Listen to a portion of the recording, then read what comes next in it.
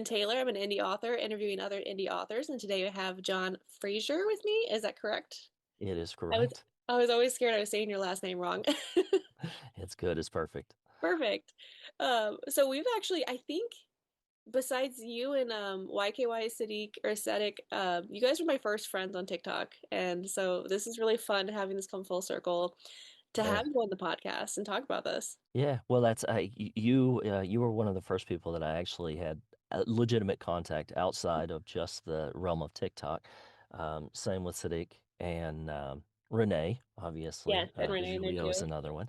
Yeah. So it's actually been really refreshing to be able to not just interact with people on TikTok, but have a consortium of people that you can communicate with and actually help one another out with. I mean, I know that you were very helpful with giving me some tips and pointers, and so I appreciate it. Yeah, of course. Well, and same for you. I mean, you were the first one that reached out. I think I was doing the review for the Crimson Verdict, and you were like, "Hey, can I blast this post?" I'm like, "I don't know what that means, but sure, Right. do what you need Right. to." So, We all learn together. right. Well, and it's such a book talk community is such a wonderful place, but it was so boggling, I guess you would say, because you wouldn't expect to like trust people so quickly. Like you're Right. all strangers, but we all were just like, no, seriously, like we want to help each other. And I was like, okay, yeah, let's do that. Yeah. Yeah, exactly. I'm on board. I'm on board with that. Yeah. Well, let's start with that because we've been on Book Talk. And so what inspired you to start writing? Well, I had always had a passion to write. In my previous career, I had plenty of downtime, so that was nice. It gave me an opportunity to write, put some stories together, but I never really pursued it beyond that. The biggest thing for me was when I had surgery, I had a lot of downtime. I was out, 7 months. I couldn't work for rehab after open heart surgery. And because I'm ADHD, I had to have something. I had to have something or I was going to go crazy and I was pretty limited on mobility. So I actually just sat down and just started hacking away. Hmm. And pretty soon it started to turn into a story. So that was really the first time that I actually took it serious and thought, maybe I can actually use my knowledge. I can help some people in the same scenarios, answer Hmm. some questions that I had.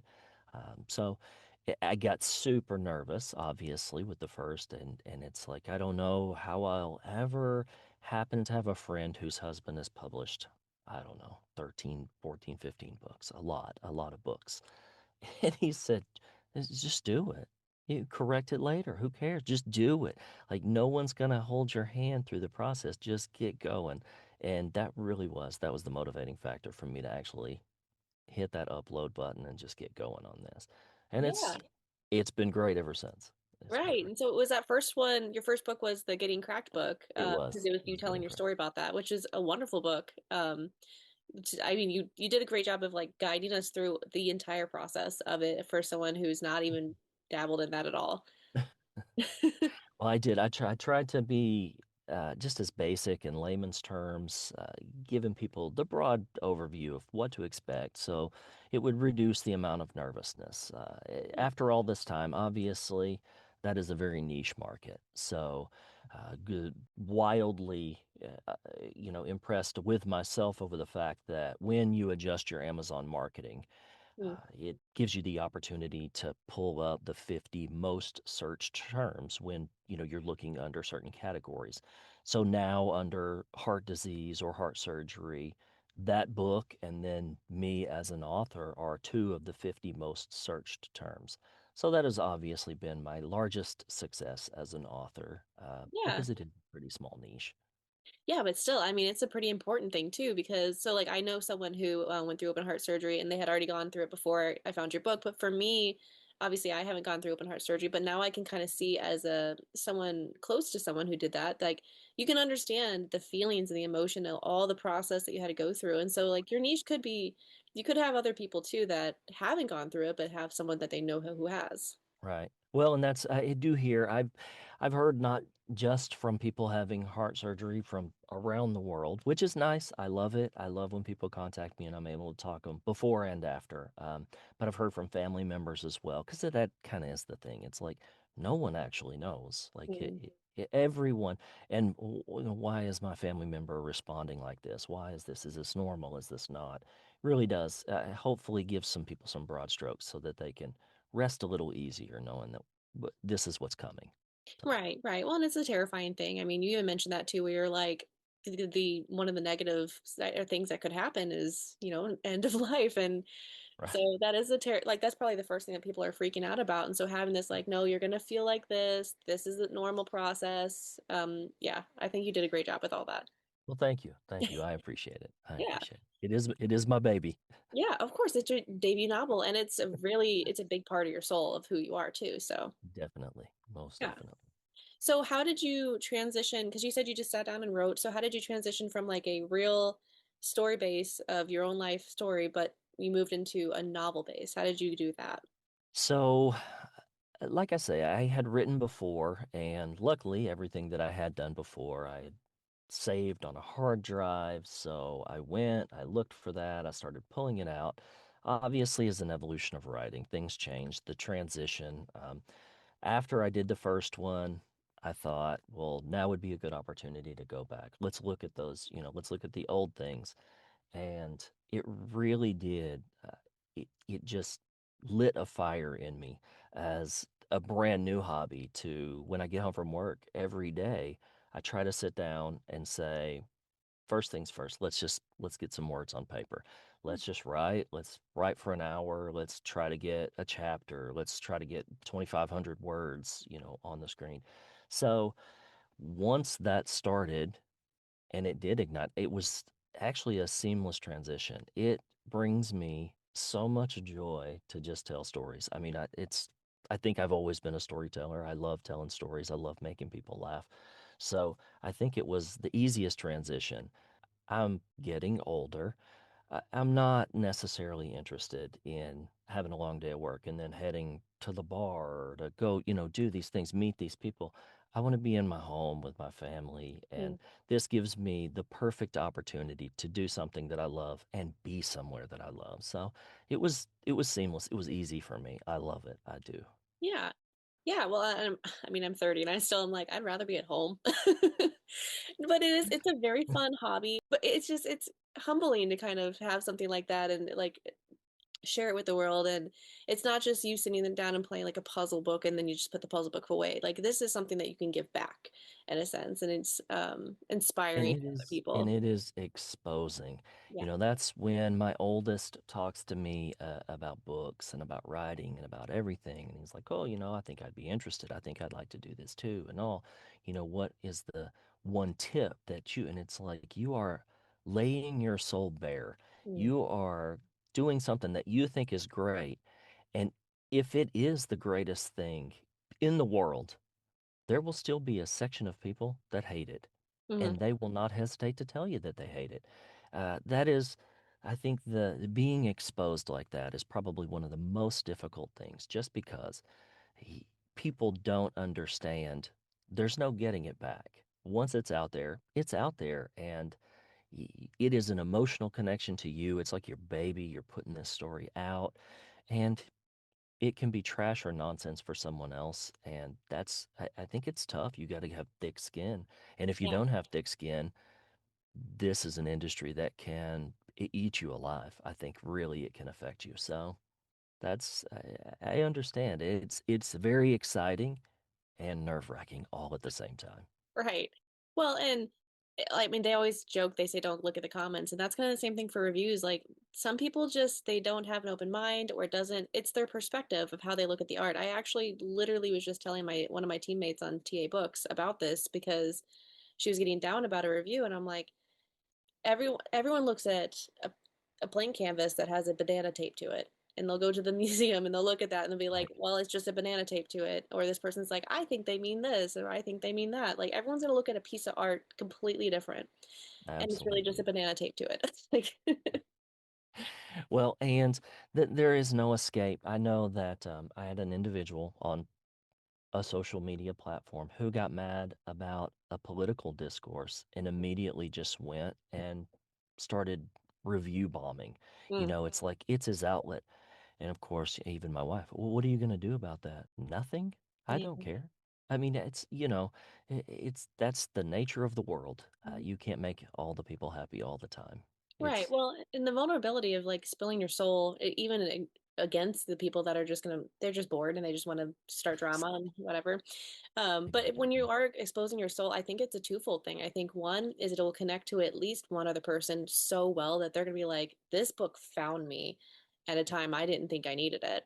Or two, you're doing your own healing too, because when you're pulling out pieces of yourself, you can kind of see it in different, like a reflection of what it is, and you can kind of go through your own past and kind of grow as you write. Or at least that's what I've noticed in my journey too. Oh, I believe that 100%. If there was anything that I can say about getting cracked is that it was therapeutic. Mhm. Obviously, it served an integral role in my recovery process. I have learned that many of the elements in the stories that I have written since my fiction stories definitely parlay from events in my life, people in Mhm. my life, and it is therapeutic. It is probably one of the greatest outlets that I have to probably eh, enhance my own personal growth. I hope that it connects with someone else. Like you say, the ultimate goal for the first book was if this helps one Mhm. person, I've Yeah. done something. And now it's the exact same with the fiction novels. It's if one person likes this, eh, good enough. My story's told. Take it or leave it kind of scenario. But yes, very, very therapeutic. I will say, so I didn't really know much about indie author books when I first joined TikTok, which is shame on me because I was an indie author. Like I didn't realize how big this market was. Right. And yours and Sadiq's and Renee's were one of the first few books I read, and I still to this day will brag so much to everybody about The Crimson Verdict. I am Well, obsessed thank with you. it. I Thank will be you. your one person that that book has like hit it brought me into the world of indie author. I think you probably were the first one I read, but like it got me, it was a really good welcome to the world of that. And because I was like, this was an independent person who didn't go through a big company and like it Right. was that good. I'm confused. Like but Well, I such a good appreciate that. job. And actually, Anthony Drake just finished reading it too because I have been nonstop talking about it, and so he just finished it, and he was like, "That was really, really good." I was like, "Thank you." Now we can One of talk about it. one of my coworkers just finished it about a week ago, and he came in and he's like, "What? What is going on? Like, where's the I don't know what happens. Where does it go next?" I was like, "Well, I'm a Mhm. little busy with some other stuff, so But will it it'll go somewhere later." I'll say, will there be a second?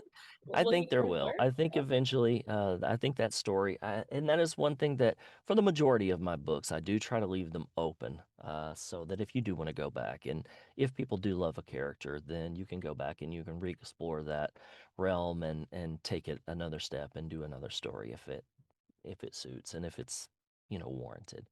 But there's no outline on that one. Obviously, I'm consumed in a different genre at Hmm. the moment that has been wonderful and was a complete surprise to me from just a random comment from my oldest child. We were actually walking around the Christmas markets in France. He was doing a semester abroad. And we were walking around, we were talking books, and he said, "You read all of these fantasy series. You're constantly talking to me about these fantasy series." He's an avid reader as well. He said, "Why are you not writing fantasy?" I said, "That's a great question." So we we literally, as we're just walking through crowds of people and all, are throwing out ideas and, what do you think about this? And what do you think about that? And it was probably the fastest that I have ever wanted to get an idea down. I was sitting on weekends for 8 and 10 hours at a time and pounding out massive, massive amounts of text, putting together this story, and sat down and wrote an outline that was a 5 book series before I ever even started. So I'm glad he said something because it has been the most fun I think I've had yet in any of these books. Some of the books come easier than others, but these are definitely just I am loving the fantasy genre to be able to write it because there's no rules. You just you make your own rules, and I love that. Right. No, that's amazing that you're able to have that, first off, that bonding moment with your son. And Right. now when he has the book, he's like, I kind of helped make this. So Yeah. that's always going to be a thing. But that's also fun because, and it probably came fast to you because your mind automatically clung to the fantasy world. And like you said, there's no rules. You can kind of make it whatever you want. Exactly. And so you have like the world is your oyster at that point, and you can do anything with it. And you already have the 5 books outlined. Is that the goal I number, did. or is I that the sat first down. Well, I mean, outlined as in this is where I want it to go. This is the standard progression that I want to go through in this book. And then as I get closer, I do a much more intensive outline one? Yeah. and then sit. And basically, how it's worked is I write a book, and obviously, the first one you go back and you edit. But while I was editing and had the outline done, I started writing book two. And it's like I'm just going to keep going and I'm going to get this story down. And it's like edit some, write some, edit some, write some. And I finished the rough draft for book two and thought I need a little time away, while I'm trying to finish up book one. So, how do you get time away? I started writing book three. So then I just didn't do any editing on two, and just sat every day and just wrote and wrote and wrote, and then wrote the rough draft for book three, which every day, my wife reads along and, we'll catch errors and catch, incongruencies and whatnot. So when I finished book three, I said, okay, now I'm going to go back and I know that is one of the questions is what is the thing you like the least about writing? Hmm. It is editing. The line edit, it just crucifies me. I sit and I seriously, it's to get through one chapter, I feel like I'm losing my mind. And then I reread and reread and reread, and I was like, did I just make this worse? Is this better? What did I don't, oh, it is maddening. So I am trying to edit book two now. I don't know how long that'll take. It won't be fast. Yeah. But of course, as my wife gets closer and closer to the end of book three. She's like, well, you're going to need to pick up the pace because you're going to need to start writing book four. It's like, Yeah, she's like, I need to know where this is gonna go next. Well, and exactly. since it's coming to you, it's like a download. It's coming to you so fast. You could just write it all out and just get it out of your head and then go back and be like, Right. let me find the plot holes. Let me clean it up now. Because that's what I did with my zombie apocalypse books, which was only 3 of them. I could not imagine past that. And then Anthony did that with his second and third one, that we were just like, instead of like releasing in chunks, was just gonna do the rest of the story and get it done. And then we can go through and clean it I up. like that. I like that. So much easier. Um, I am notorious. I like to keep an online version, and even if I'm in the car, I have a commute every day. I'm going back and forth, and I will literally just hit the microphone and be talking in the car with a scene or an idea or a dialogue that I don't want to forget. And then I go back and I just have pages and pages and pages. And it's like snapshots of a story that 90% of the story is not even out anywhere. It's not even thought through. But I have a scene that I think I want to do. And my method is probably not the best method, but it works for me and my ADHD brain. So No, I have to do the same thing. I think of all of my perfect scenes right before bed, in the shower, and in the car. Like the places I can't type anything down, exactly. where everything comes to me, and I'm like, all right, let me hit record and speak to my phone and hope voice to text catches on. Yeah. Thank goodness we can. Thank goodness Great. obviously I am a bit older than you. So, in my day, if you weren't in a spot where you could write a note, it was your memory or it was gone. There was Yeah. no, unless you had a handheld tape recorder. And I am not ashamed to say that I had a handheld tape recorder at Walkman or one something, point yeah. in my life. I also So had that when I was a kid. I would record all kinds of stuff on a handheld tape. I still have cassettes of me recording things, so nice. Nice. You just can't let that nostalgia go. right, You just no. gotta maintain it. I love it. I love Well, it. and for me too, like I mean, I dabble in some technology stuff, but some stuff still fights back pretty hard. So like voice to text, I had one recording that I was trying to do voice to text in the car, and I read it afterwards. I'm like, what in the world was I Man, trying to say? Like it didn't that's pick up a any of the words. say that's a daily from my wife. I'll like text back the same things. Is this what you meant to say? What are Right. you talking about? Yeah. What language is this? That wasn't me, it was a phone. Well, that's Yeah. exciting. So, have you actually, because for the people who don't know, you have 5 books out now, including that first one of the fantasy series, which is let me see if I have that right, The Crown of Crown Smoke and Shadow. Yes. Yes. So Yes. you have 5 books. Have you ever done beta readers? I have not. Are you interested in trying that? Because I wouldn't mind being a beta reader to help you out and get it's like another set of eyes. Because Absolutely. like you said, the editing thing, you just kind of need another set of eyes, which is really great Yeah. that you have your wife to go behind I and do that I other do. And now I will say that obviously some changes come. Mhm. So I said no. However, I did twist some arms. There is a fantasy loving coworker of mine, and I just hit print and then handed her 250 pages of, long form text and said, "Hey, if you want to read this and you have some suggestions." And I sent the first half to my son, who shredded it. He is like, "Your speed is off. The power's too much. She's not struggling enough. What are the rules? What are the limitations?" I mean, honestly, it was eye-opening to see, when but that's been the extent. But it would be nice to get some hands on. So Yeah. if you're interested, I will Oh, I heck. will send you a copy. I will let you get all involved with trying to find incongruencies, and Yeah. you know, I it's love your it work, so. I am and I am ridiculous. You introduce characters. Obviously, it's a complex scenario. You want to introduce a lot of characters. You describe them as you see them in your head, Mhm. and now it's 2 books later, and it's what color were their eyes? I have a document that whenever I do a description of a person, I have a character list with their history and a description of what they look like, and I have to go and I have to reference it. Well, okay, this person had where, how, were they tall? Were they taller than the main?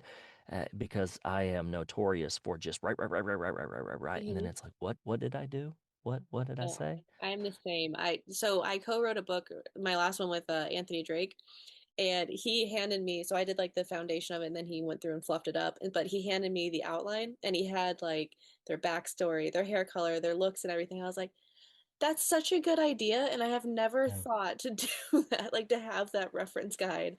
And I was like, Yeah. that makes way more sense. I should just do that so I can go back and be like, okay, so their hair is this color, their eyes are this color. I even went on the fantasy. Fantasy's the first time that I ever did this, but because it's a completely new realm, is I went beyond and I actually, I know people do Pinterest boards Mm, and they put a Pinterest board. I actually found images. I need a blonde hair, blue-eyed, Norse-inspired girl of this age. I need a red hair, large beard, muscular man of, and then I attached it to their descriptions so that I could reference back, because I think that it actually helps when I'm trying to visualize it, if I can open my eyes and visualize it as well. I think it's been a super helpful thing. So yeah, again, it's the evolution of the craft. Things change. The more that you get into it, things change. yeah, absolutely. Well, first off, for your son, can I hire him? Because I need that kind of critique. Like he should Right. be an editor. That's what I said. I said, my gosh, if you don't continue down the path you're on now, Yeah. you Or even as definitely like a have a side calling. gig. I mean, some people need that. Like I tell me my pace. I don't know my pace of I doing. think he'll be a little time limited Mhm. for side gigs very soon. So Yeah. that's the nature of his existence right now. But I was very grateful. Yeah. I don't even know if he's actually read. I asked him. I think his girlfriend was reading the book one, so I don't even know if he's completed it yet. Right. Yeah, but that's still super helpful to have. I mean, all the insight from the people around you. That's so fun. Right. Right. And again, if they enjoy it Yeah. and no one else does, it's good enough. I mean, it's good enough. I'm here to tell stories, and was lucky enough that it's not what I rely on, so it makes it even easier to tell stories. Yeah. And I know that you just read The Devil's Magnolia. Mhm. And that was as random as a conversation that was happening at work one day, about kind of a true story, like of Mhm. this odd event that happened. And I said, if you played off of this would make a good story. And I went home and started writing an outline, and that book, I pounded that book out so fast because honestly, it intrigued me, and I love writing. I mean, I grew up in southeastern Oklahoma. That's just the environment that I know. I love writing in a southern Mhm. atmosphere and all of the cliched things that happen in the South, and that is what I am comfortable with, even though I am so far away from it now. But that story really was, and much like you said, my wife read a certain section and was like, I am not happy. Like, I am not happy with you right now. I had to stop at like right before that revolution, and I almost messaged you and was like, "Sir, I don't know if I'm gonna finish because I'm pretty mad." But then I was like, "No, I'll push through." But we're fine. You Yeah, can clean it up very nicely. You just have to push through. that's that's right. We got to push through that one thing. She was just like, I don't understand. Why would you do that? I was like, just keep reading. It's gonna make sense. You fixed it. You fixed it.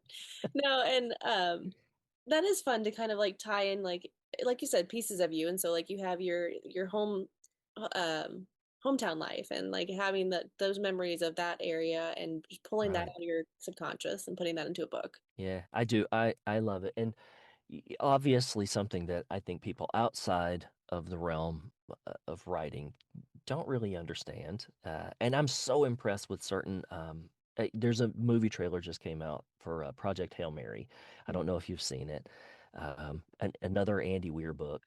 One of my favorite science fiction books by Andy Weir, who also did The Martian and then they made that into a movie with Matt Damon. I don't know if Yeah. you saw those. Hmm. But I am so impressed with the amount of research that he does and the accuracies with so many science-heavy things and the sixth extinction, and all of these phylum, class, genus, species when they're dealing with this. I think people don't realize how much research, even in The Devil's Magnolia, that's not where I grew up. I want to find a place that's a legitimate place. I, I am on the internet finding legitimate restaurants, what they serve, their hours, their locations, actual streets, sections, everything that you read in that. Because I am too OCD to just make it up because I'm like somebody's going to be from that area and say, "What is he talking about? Yeah. This isn't accurate. This isn't true." And I didn't want that to be the case, so I refused to just put a restaurant down and make it fiction. It had to be a place. Yeah, no, So I love that. That makes it more personable. And like you said, if someone's from there, they're gonna be like, "Oh, I live down the street from that place. That's awesome." yeah, and how did he know? Yeah, Well, right. Google Been here. reviews. Yeah. Well, we do have 10 minutes left. It does give me a little alert, so I should Okay, let you okay, go. okay. No, you're Good. good. I'll get you So back on track. honestly, I have the questions just so there's not a lull in the conversation, but we have not had any lulls, which is this has Yeah, been a great conversation. no lulls. I just I talk. you honestly with between like the voice for your narration and like just you like telling stories, I think you would also enjoy having a podcast because I did not realize how much I would like having this. Like I was terrified to Yeah. go on my first podcast and now I'm running one. So I was very nervous today. I'm not gonna lie. I mean, intense. I was glad it was gonna be you, but I was very nervous about today. You're doing great. And see, it's really the big thing is it's just a conversation and it just happens to be recorded. Yeah, I do like that. I do Right. like So, I am curious because you've talked about the negative or like the thing that you don't like the most about writing, but what is your favorite thing about writing? I honestly, I am a born storyteller. I love to tell stories. And I have found it to be this therapeutic outlet. So I love to just sit down and create. I mean, that is my favorite part, especially now, the stories and trying to weave things in and out it's a very tricky thing. And I'm not saying I'm great at it, but it is a very tricky thing to give a subtle hint about something that will be so important later. Mhm. And the original, I think, in the Crimson Verdict is how subtle it was when the photograph of the home was given to him Mhm. and how it really didn't come up a lot. It went a different direction when he was questioning why he had given him that. And then it was such an integral part later in the story. I love the creativity that is involved with giving a hint and then allowing that to come to fruition later. And that is, and my wife is picking up on it now. She says, "Hey, so I read da da da. Is that something we haven't learned yet?" And I was like, "Oh, that's pretty good. I need to make it more subtle, apparently." No, I mean, I love that. So I've actually I catch that in movies too, where I'm like, that's a very interesting random thing that they're showing. And I'm like, oh, that's Right. gonna come up later. And I remember that with the photograph because I think Anthony was like, it was just such a random thing that he talked about a photograph. I'm like, just wait a second. I do. I love that aspect of it. Mhm. And and just trying to weave in from another book, who's in the car? Who is in that car Yeah. following her? And people as they were reading that story as people that I work with, and they're just like, "Hey, Hmm. is it this person?" And I said, "Well, Yeah. yeah, I guess you're gonna have to wait and see. I guess that is a question." One of my favorite things to do that I love in movies anyways, Marvel really did this for me, was Easter eggs. And so I actually try to include Easter eggs from each of my, like some another one of my books into my book so that it ties in like just like a web. They're all connected somehow. I love it. So I yeah, love it. little subtle things like that that like the people who are really invested will pick up on and be like, hold on. Yeah. Well, and the characters, and what I use, and I know we're probably running short on time, Good. is 6 minutes when are you good. go back, I don't know if you ever watch Game of Thrones, but the Mm-mm. first episode of Game of Thrones, I'm thinking, how am I ever going to keep up with this? I don't know who all these people are. That when you go back and you rewatch it and you finish the series, it is an introduction of so many characters. Some don't reappear until season three. But they are in the first episode when you actually go back and references to people that will be integral to the story that you never even see. Um, and that was kind of the inspiration. There's in book one is my wife said she has this cousin and they have a scene together and I haven't seen her again. And it's like, give it time. She is going to be a main in, book three. She's back and she's back with a vengeance, and you're going to understand the conversation from book one a lot better now. So but that is a multi-layered problematic thing when there are so many books. Mhm. So I'm desperately trying to get better. I'm trying Yeah, to get I think that's what makes it easier when you have it all together like that. Like if you just keep pumping it out and then you go back and reread the whole thing, I mean, it's going to take a lot longer, but yeah. for the editing process. But when you go back and reread the whole thing, you can see it more as like a clear, large book picture. And you can see those connections you interweaved, or you can be like, I could probably stick something else in book two that's connected to Exactly. book five. Like, yeah, Yeah, it is. that'd be so fun. It's nice. It's nice. And I love for people to think one thing and it Mhm. turn out to be something adjacent. Right. Yeah. Maybe not opposite, but adjacent to what you actually think. Yeah. Well, really quick, I do want to say or put in your plugs of so where are you most active on social? Well, I'm on Insta. I check my Insta. That's where people actually message me the majority of the time. I do see TikTok messages as well when people contact me there. I have not been that active on TikTok with recording videos because we have been consumed with real life and the writing and editing process. But basically anywhere you can contact me. On any social that you see, I will eventually see it and I can get back to people.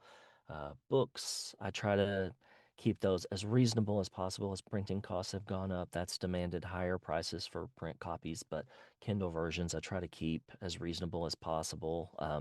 And obviously, there are limitations for you to run specials and whatnot and how they price those. I wish I had more control over the audiobook, but that's priced for you. So, Yeah. you don't really get a say in that.